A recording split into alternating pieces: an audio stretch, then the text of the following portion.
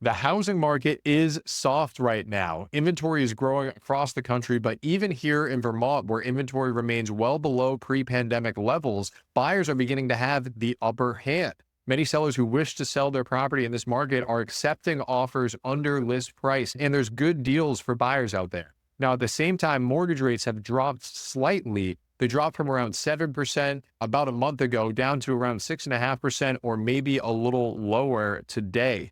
Now, the drop in mortgage rates is bringing more buyers off the sidelines, and activity is starting to pick up. I am fairly busy myself right now. I have a handful of active buyers who are out there submitting offers, which is unusual for this time of year, but it's a good sign for the housing market, especially when things aren't that competitive. Now, that being said, it's still very difficult for first-time homebuyers to buy a property because they don't have equity built up in their home that they can roll over to that next home.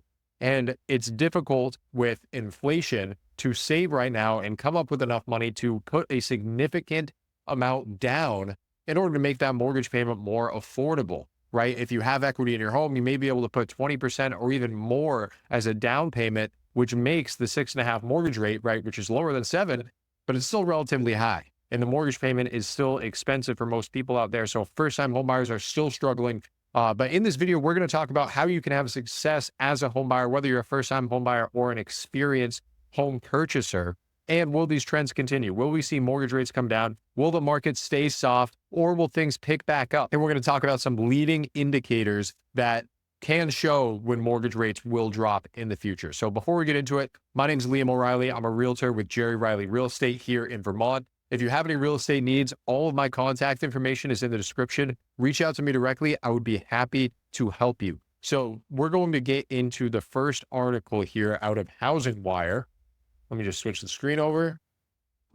Mortgage rates cool again ahead of the Fed's December meeting, right? The Federal Reserve is meeting again, I believe, next week, where they're going to make their decision of whether or not they should cut their Fed funds rate or keep it the same. And we've seen mortgage rates cool off, right? When we take a look at the 10-year Treasury, we had this drop right before Thanksgiving leading into this week. The reason why we look at the 10-year Treasury is because mortgage rates most closely follow the activity in the 10-year Treasury. So this drop in the 10-year Treasury correlates with the drop in mortgage rates that we saw before Thanksgiving leading into this market. Now, we did see a quick bump in the 10-year Treasury today. We might see mortgage rates come up slightly. We're only at about 3 basis points higher than we were at the start of the day today. So not a very significant increase, but a small increase nonetheless. Why might the 10-year Treasury increase? Well, CPI data comes out tomorrow.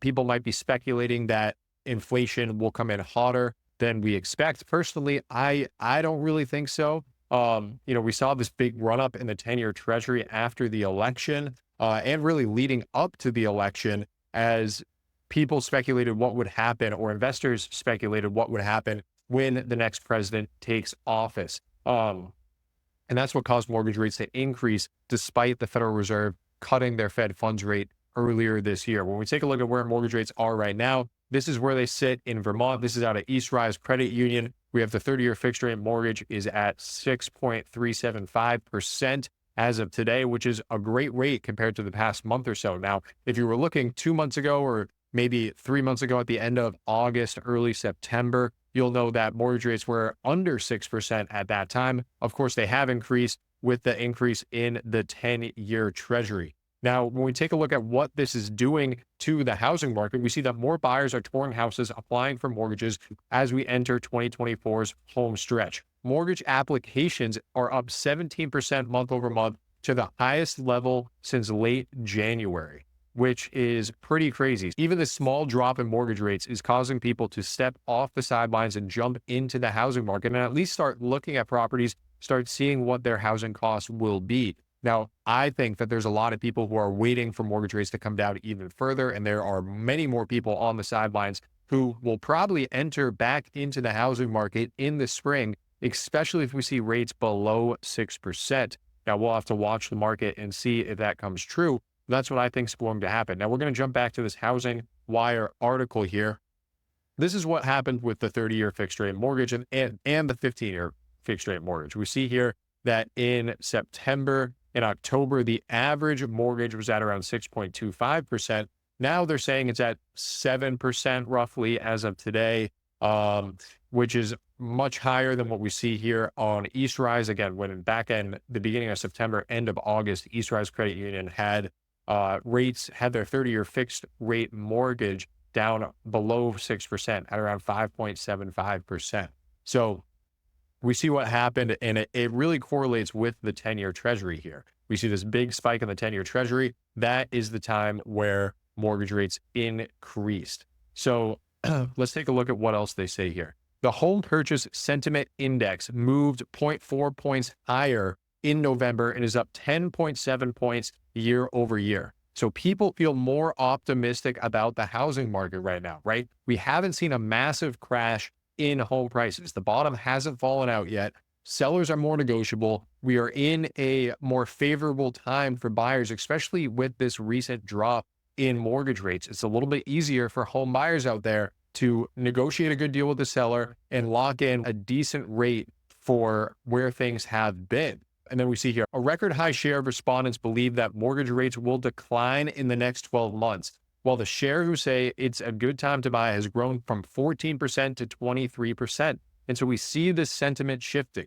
People are starting to get more excited about the housing market. They're expecting mortgage rates to fall as we move into 2025. And more people are starting to believe that now is a good time to buy, especially while sellers are negotiable. Now, something that you have to be careful with, and something we talk about on this channel a good amount, is that if mortgage rates drop too much, that's going to bring a ton of people who have been waiting on the sidelines to purchase a property. They're going to come back into the housing market, which is going to make things more competitive. So the ease that you have getting your offer accepted, how negotiable sellers are, might decrease if mortgage rates drop significantly. Now, when we take a look back at Redfin here, so we see mortgage purchase applications are up 17% month over month, the highest level since January.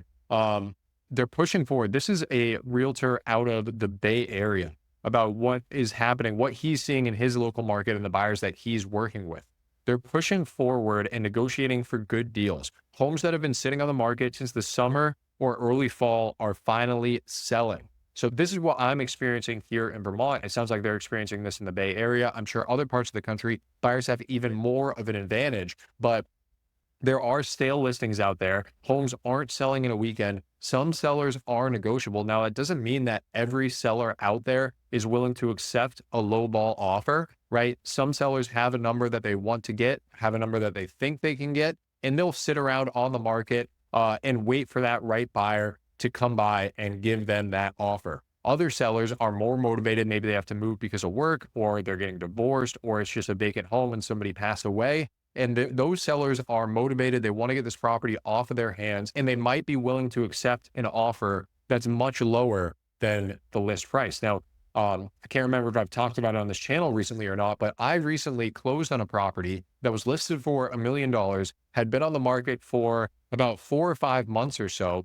We offered $860 and the sellers took it. So we're looking at about a 15% discount off of list price for that particular home. Now, that home was vacant. The owner wasn't living there, and the owner and the owner's children wanted to sell the property and cash out, and they didn't want to wait through the winter to sell their home. So my people ended up getting a really good deal on that property, and there are homes like that out there. So don't be afraid to submit an offer for under list price, even if it's well under list price, and just see what the sellers say. The worst thing they can say is no. It's a lot easier to come up in price than it is to come down. So let's talk about what's going on with the first-time home buyers as well. We have this article talking about Barbara Colquhoun. She's on Shark Tank. She owns a big real estate company in New York City, and she talks about what she sees in the housing market. And this first section, I think, is really impactful. What we desperately need is more first-time home buyers. Less than 24% of people buying now are first-time home buyers, which is an all-time low. This is why I talked about it at the beginning of this video. A recent report from the National Association of Realtors revealed that the average American homebuyer is now 56 years old, right? That's not your first-time homebuyer who's jumping into the housing market. Those are experienced homebuyers, or at least somebody who's owned a property before. There aren't many young people, first-time homebuyers, who are jumping into the housing market because things are so unaffordable and they don't have a lot of equity built up in their property, right? If you think about a 56-year-old homebuyer who bought their home in 1990 and they paid $150,000 for it. Now, 30 years later, a little bit more, 34 years later, their mortgage is completely paid off. That $150,000 property is worth now $600,000. They can sell that home and they can buy an $800,000 property and use most of the funds from their $600,000 home sale and transfer that into their next purchase and use the equity towards either a down payment or, if they have additional funds, they can pay for the property entirely in cash. And that's why it's so difficult for the first-time home buyer out there who maybe has a significant down payment. Maybe they have $50,000 saved up or $100,000 saved up. They're still looking at a substantial mortgage payment based on where home prices are and where mortgage rates are at this time. So I think a drop in mortgage rates will bring more first-time home buyers into the housing market. I do think we're going to see mortgage rates come down as we move into 2025. The reason why we saw that slight uptick in the 10-year Treasury this week, I think, is because of the CPI report that we're expecting tomorrow. And depending on what the CPI report shows, depending on the Fed sentiment, that's going to shift the 10-year Treasury market, which is going to push mortgage rates in one direction or another.